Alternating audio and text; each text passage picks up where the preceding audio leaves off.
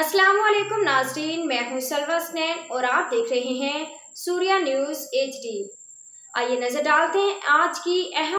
मुहर्रमुल हराम जैसे अजीम और मुक़द्दस महीने की आमद के मौके पर मंगोपी टाउन की इंतजामिया ने अवामी खिदमत, दीनी एहतराम और फ़िरका वाराना हमआहंगी के जज्बे के तहत एक अहम इजलास का इनेकाद किया। ये अहम इजलास चेयरमैन मंगोपी टाउन हाजी नवाज अली बरोही के ज़ेर सदारत रमज़ान गॉड ऑफिस में मुनक्किद हुआ, जिसमें शहर के तमाम बड़े महकमों, सिक्योरिटी अदारों और मजहबी हलकों के नुमाइंदगान ने भरपूर शिरकत की।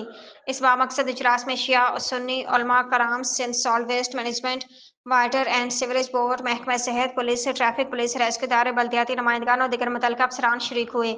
जबकि मंगोपी टाउन के म्यूनसिपल कमिश्नर आगा खलीक की मौजूदगी ने इजलास की अफादियत और वक़ार में मज़ीद इजाफा कर दिया।